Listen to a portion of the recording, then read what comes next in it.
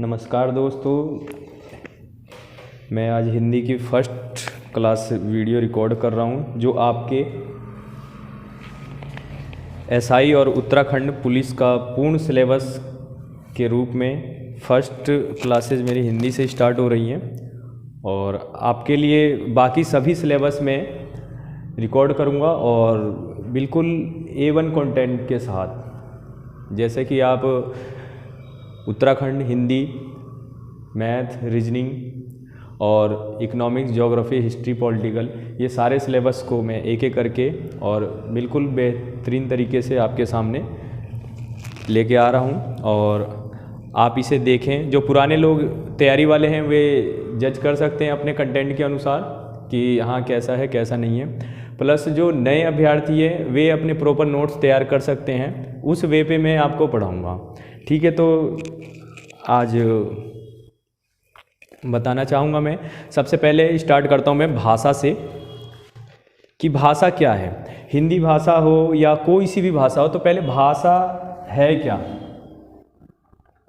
भाषा, अब देखें, चाहे वो हिंदी हो, चाहे वो अंग्रेजी हो, चाहे वो उर्दू हो, फारसी है, कोई सा भी भाषा होता है उसकी एक अपनी लिपि होती है, ठीक, और एक अपना हर शब्द का अर्थ भी होता है अलग से। तो आप सिर्फ भाषा के लिए देखें, भाषा माध्यम है कि अपने विचार को व्यक्त करना या अपने विचारों को एक दूसरे तक पहुंचाना।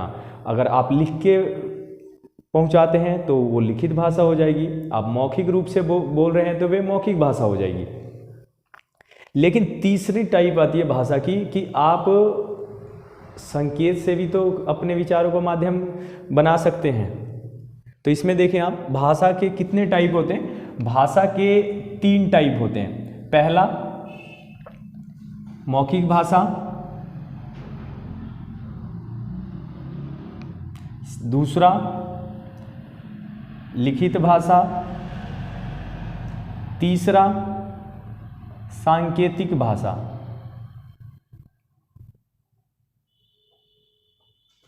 सांकेतिक भाषा। अब मौखिक भाषा में जो आप ध्वनि के माध्यम से एक दूसरे तक पहुंचाते हैं अपने विचारों को, लेकिन सार्थक अर्थ होना चाहिए उसका, तो वे मौखिक भाषा हो गई कि सामने वाला समझ भी ले।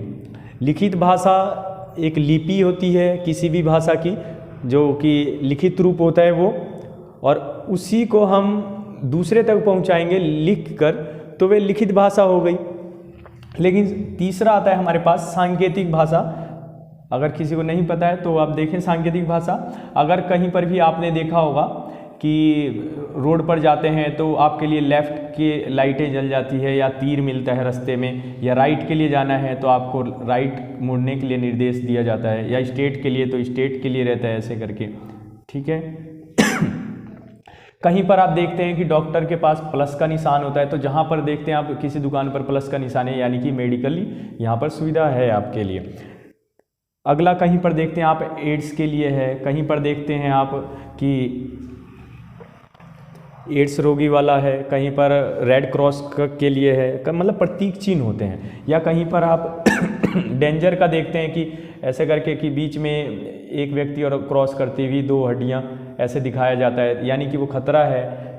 आप रेलवे में यात्रा करते हैं तो वहाँ पर आप देखते हैं कि रेड लाइट है, येलो लाइट है, ग्रीन लाइट है। तो उसके लिए आप क्या देखते हैं कि जब ग्रीन लाइट जलती है यानी कि रास्ता क्लियर है, येलो लाइट जलती है तो यानी कि आपको निर्देश दिया जा रहा है कि रुक कर चलें, और रेड लाइट जहाँ पर जलती है यानी कि आगे खतरा है, आपको रुकना है, आप ब्रेक लेके इसे क्रॉस नहीं कर सकते हैं। तो ये सब निर्देशित तौर पर सांकेतिक भाषा के लिए प्रयोग किया जाता है इनका।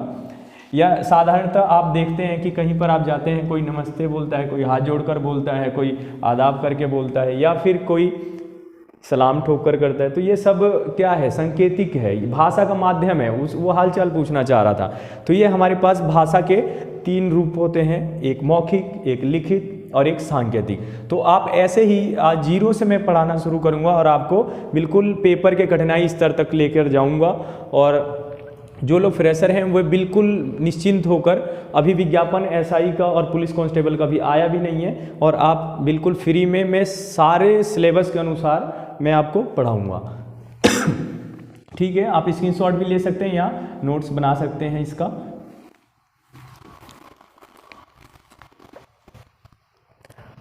अगला देखिए हमारे पास आता है भाषा का विकास। अगला टॉपिक है हमारा।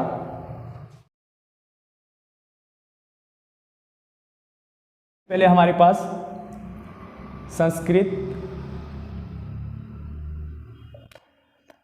संस्कृत के ही और टॉपिक हैं, जैसे इसी को आप बोल सकते हैं एक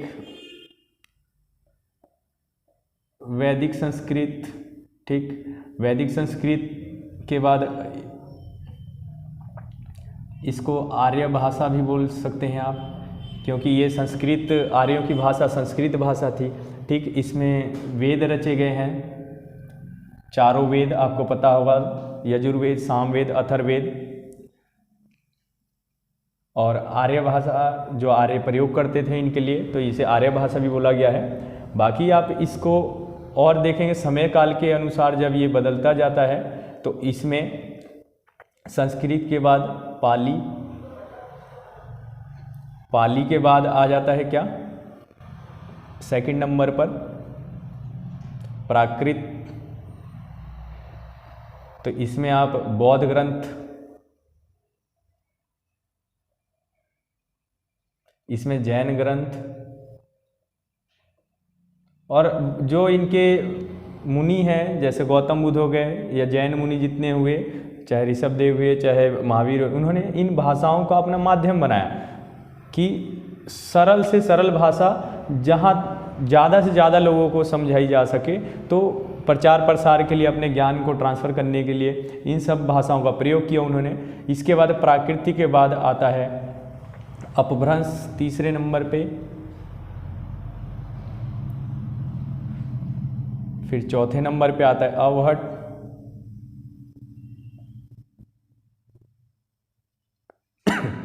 इसके बाद से हमारी हिंदी का टॉपिक आता है। वो भी अगर आप डिवाइड करें तो 3 टॉपिक पे आता है, जैसे कि इसको बोला जाता है प्राचीन हिंदी, मध्यकालीन हिंदी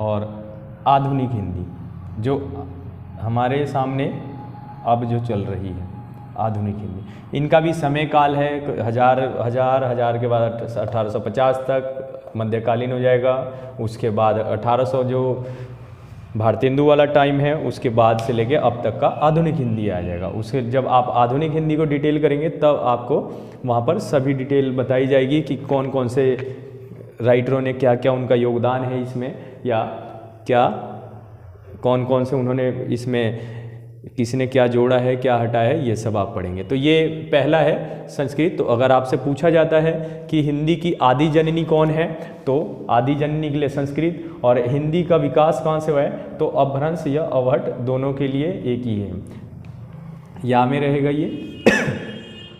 ठीक है, स्क्रीनशॉट इसका ले लें या फिर वीडियो देखते हुए भी नोट्स बना सकते हैं आप।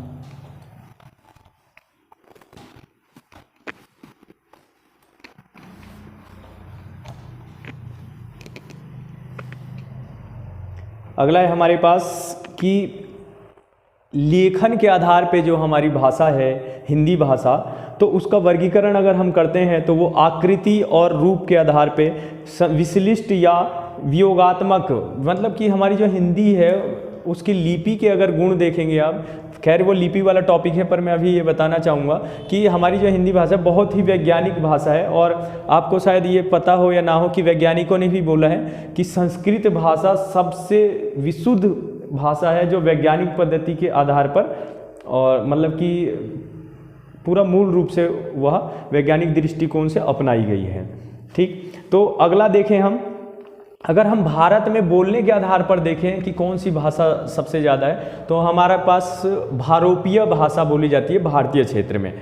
ठीक है, फर्स्ट नंबर से हिंदी भारोपीय, परिवार की भाषा है।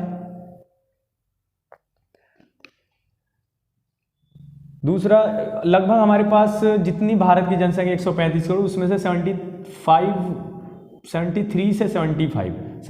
से 75% तक के लोग बहुरूपीय परिवार की भाषा यूज करते हैं या प्रयोग करते हैं। और सेकंड पे आर्य भाषा। इस टॉपिक को अगर मैं आपके सामने रखूं कि आर्य भाषा, तो भारत के भूखंड के अंतर्गत जितनी भाषाएं बोली जाती है वे सभी भाषाएं आर्य भाषाएं कहलाती हैं। सिर्फ दक्षिण भारत वाला अगर टॉपिक मैप के अनुसार आप देखें कि दक्षिण भारत का जो टॉपिक होता है नीचे प्रायद्वीपीय भारत, तो इस क्षेत्र के अंतर्गत ये जो क्षेत्र है जहाँ पर तमिल भाषा या आंध्र प्रदेश वाला टॉपिक है, या कन्नड़ भाषा बोली जाती है जहाँ केरल वगैरह ये सब, तो या मलयालम भाषा की अगर बात करें तो ये तीनों चारों भाषाएं ये सब आर्य भाषा नहीं है, ये सब द्रविड़ भाषा है। ठीक है, तो कई बार क्वेश्चन आ जाते हैं कि ये आर्य भाषा समूह में कौन सी भाषा है या कौन सी भाषा नहीं है। तो आप सिंपल सा लॉजिक एक याद रखेंगे कि उत्तर भारत में जो भाषाएं बोली जाती हैं वे सभी आर्य भाषाएं हैं, और दक्षिण भारत में जो बोली जाती हैं भाषाएं वे सभी द्रविड़ भाषा के अंतर्गत आती हैं। ठीक है,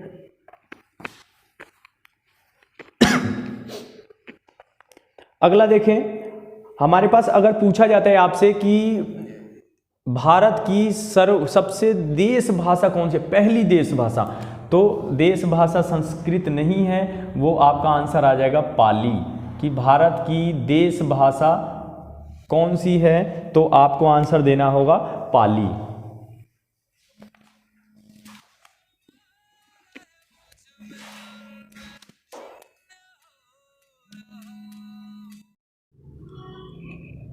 अगला टॉपिक देखते हैं, अपभ्रंश के भेद। अपभ्रंश के भेद। अपभ्रंश के 6 भेद हैं। इसमें देखें, पहला सौर सैनी, सेकंड अर्धमागधी,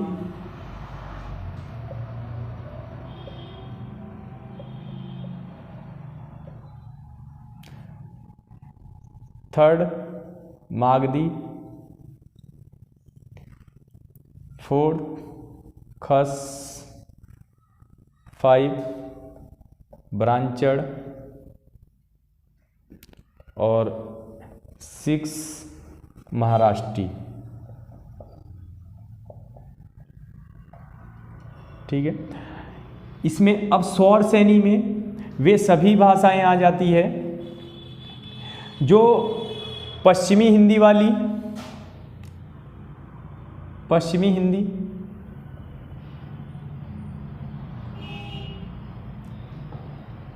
राजस्थानी,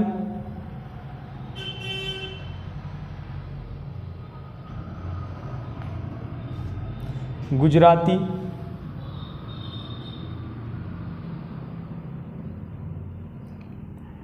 अर्धमागधी में आ जाती है पूर्वी हिंदी,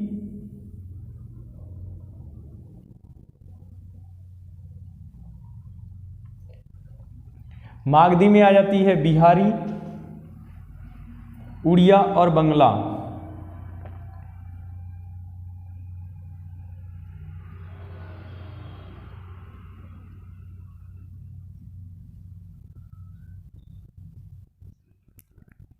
और खस में आ जाती है पहाड़ी हिंदी,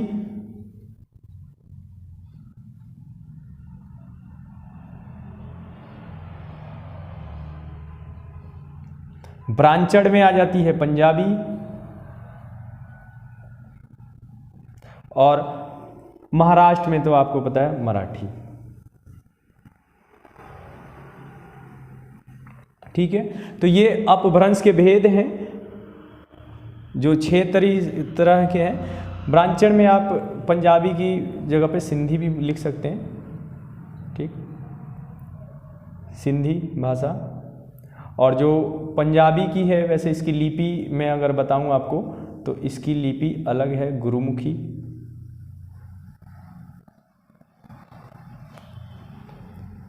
और गुरुमुखी या लहंदा भी बोला जाता है इसको, लहंदा,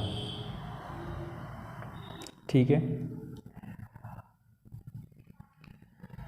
अपभ्रंश की अगर मैं आपको बताऊं कि जो ये अपभ्रंश है इसका सर्वप्रथम उल्लेख कहाँ पर किया गया है, तो अपभ्रंश का उल्लेख पतंजलि के महाभाष्य में किया गया है। आपसे अगर पूछा जाए कि महाभाष्य किसने लिखा है तो पतंजलि ने लिखा है, पतंजलि के महाभाष्य में, ठीक है। तो एक तो ये उल्लेख किया गया है। और दूसरा टॉपिक अगर अपभ्रंश की बात करें तो गुजरात का धार अभिलेख है, एक धार अभिलेख, तो उसमें भी अपभ्रंश का पहला जीता जागता हमें सबूत मिलता है, ठीक है।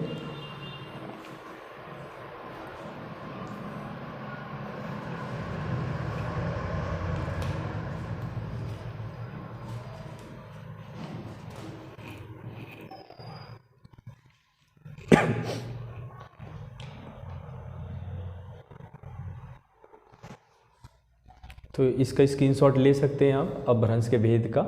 और मैं इसे मिटाना चाहूँगा क्योंकि मुझे आपको ये बताना होगा कि जब भाषाई सर्वेक्षण जॉर्ज गियर्सन द्वारा किया गया है तो उनके अनुसार 5 भाषा समूह के भेद हैं और उपभाषा बोला जाता है जिनको, और उसी में ही आपको इनके अंतर्गत जो बोले जाने वाली बोलियां हैं 17, वो मुझे बताना है कि पहाड़ी के अंतर्गत कौन से। हालांकि इसी चार्ट में मैं बता सकता हूं उसको कि पश्चिमी हिंदी वाला, फिर राजस्थानी पर यहाँ पे खिचड़ी पक जाएगी ज़्यादा, तो इसको अलग से करना। लेकिन ये आपको अपभ्रंश के 6 मूल भेद याद रखना है। उल्लेख पूछे तो पतंजलि महाभाष्य में पतंजलि जी ने जो लिखा है महाभाष्य उसमें, और दूसरा गुजरात का जो धार अभिलेख है वहाँ पर इसका उल्लेख किया गया है। वैसे अगर राजा का भी नाम पूछा जाए तो धार सेन द्वितीय है उनका नाम, राजा का नाम है धार सेन द्वितीय, उनके अभिलेख में ये वर्णन किया गया है अपभ्रंश का, ठीक है, ठीक।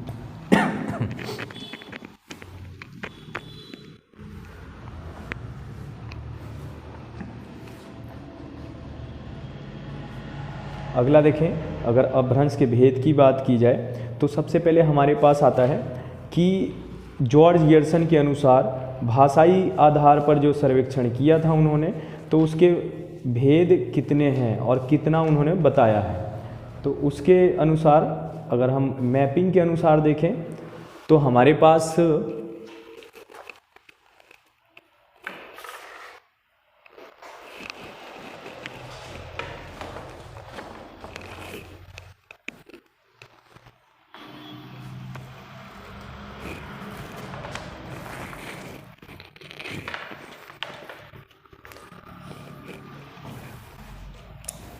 जो हमारे पास ये राजस्थान वाला टॉपिक है, एक पॉइंट ये आपको याद रखना है। दूसरा उत्तराखंड वाला टॉपिक है, यहाँ पर 2 पॉइंट याद रखने हैं। उत्तराखंड को 2 भागों में अगर डिवाइड कर दिया जाए। तीसरा उत्तर प्रदेश के यहाँ पर इसको डिवाइड करना है।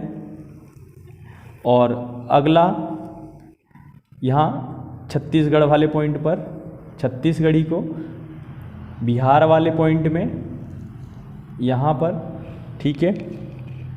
और यही हिंदी प्रदेश हैं। आपको अगर पता ना हो तो मैं आपको ये बता दूं कि हिंदी प्रदेश कितने हैं, 9 हैं हमारे यहाँ पे हिंदी भाषी प्रदेश। तो उस आधार पे अगर मैं आपको बताना चाहूँ तो जो भाषाई आधार पर जॉर्ज गियर्सन का सर्वेक्षण है वो हिंदी भाषा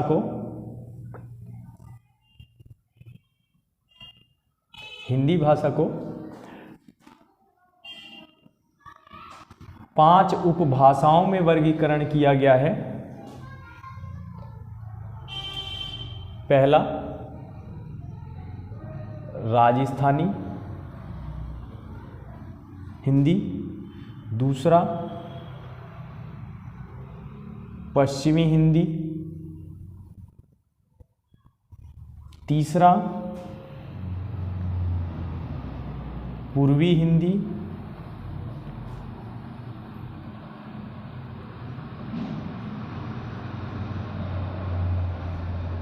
चौथा मागधी हिंदी भाषा, और अगला पहाड़ी हिंदी। तो 1 2 3 4 5 ये उपभाषाएं हैं।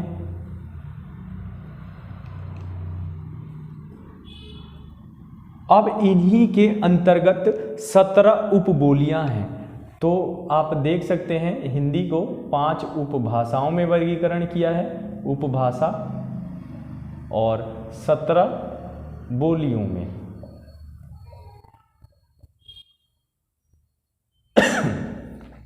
हिंदी को, राजस्थानी को भी अगर आप डिवाइड करेंगे तो इसे पूर्णतः 4 भागों में डिवाइड पुनः से कर सकते हैं आप। पश्चिमी राजस्थानी, पूर्वी राजस्थानी, उत्तरी राजस्थानी,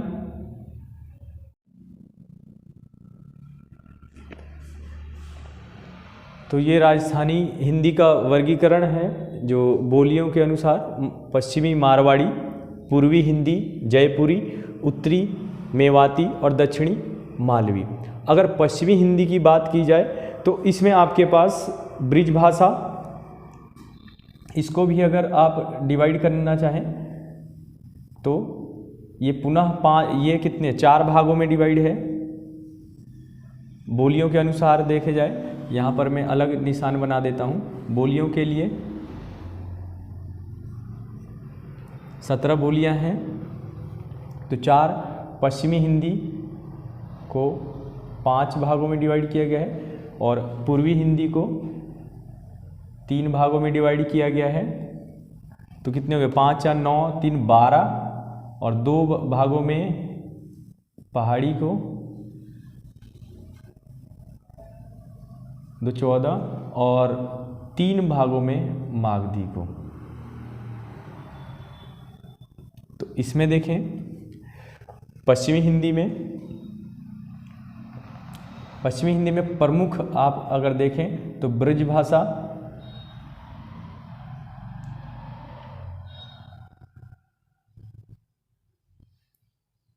दूसरा हरियाणवी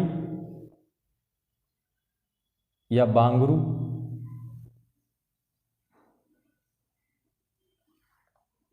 तीसरा कन्नौजी और चौथा बुंदेली और लास्ट 5वां है हमारे पास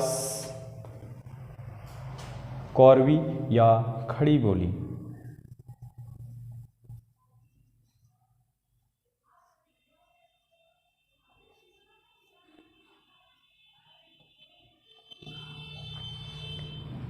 ठीक है, पूर्वी हिंदी को अगर हम डिवाइड करें तो हमारे पास 3 पार्ट हैं, अवधी,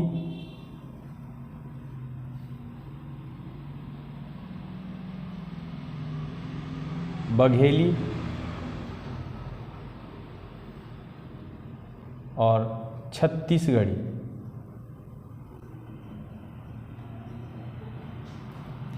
अगर मागधी को हम देखें तो 3 भागों में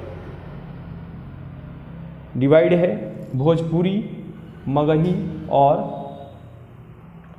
मैथिली। इसको आप बिहारी भी बोल सकते हैं, बिहारी। और ये 3 भागों में डिवाइड है,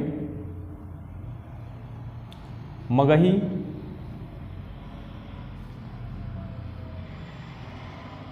मैथिली। मैथिली का विशेष एक क्वेश्चन आता है, मैथिली का शेक्सपियर तो भिखारी ठाकुर को बोला जाता है, और भारत का शेक्सपियर पूछे तो कालिदास को बोला जाता है। मगही, मैथिली, और तीसरा भोजपुरी। अगर जिस व्यक्ति को दिखाई ना दे रहा हो तो वे सुन के भी लिख सकते हैं। मागधी, बिहारी, इसको डिवाइड किया गया बोली में, मगही और मैथिली और भोजपुरी। लास्ट दो बोलियां हैं हमारे पास पहाड़ी हिंदी में, एक कुमाऊनी और सेकंड गढ़वाली। ठीक है, तो ये सर्वेक्षण आधार है हिंदी भाषा का, और ये जॉर्ज गियर्सन के अनुसार है कि उन्होंने हिंदी को 5 उपभाषा और 17 बोलियों में बांटा था। आपको मैं ये बता दूं कि भाषा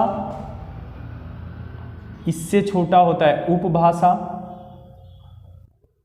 और इससे छोटा होता है बोली। भाषा एक बहुत बड़े भूखंड में बोला जाता है, और इनमें बहुत अनेकें उपभाषाओं को मिलकर एक भाषा बनती है। जैसे आपके सामने ये चार्ट है कि हिंदी एक भाषा है, इसके ये उपभाषाएं हैं कि राजस्थानी, पश्चिमी हिंदी, पूर्वी हिंदी। अब पश्चिमी हिंदी में आप देख लो पूरा उत्तर प्रदेश दिख रहा है आपको, और हरियाणा वगैरह की जो भाषाएं हैं जिन्हें जाटू भाषा बोला जाता है वो भी इसमें है। ठीक है, पूर्वी हिंदी आपको अवधी बोली जाती है, जो अवध वाला टॉपिक है, बघेल खंड वाला बघेली बोली जाती है। छत्तीसगढ़ भी इसी के अंतर्गत आता है। ठीक है, मगध की आप अगर पूरी बात करें तो पूरा मगध संपूर्ण बिहार वाला टॉपिक देखें तो मगही, मैथिली और भोजपुरी, ये तीनों उपबोलियाँ आती है बिहारी या मागधी के अंदर। दूसरा पहाड़ी की बात करें तो पूरा उत्तराखंड जो कुमाऊं और गढ़वाल 2 हिस्से में बटा है, वो दोनों का दोनों इसी के अंतर्गत आता है। ठीक है, इससे छोटा आता है उपभाषा।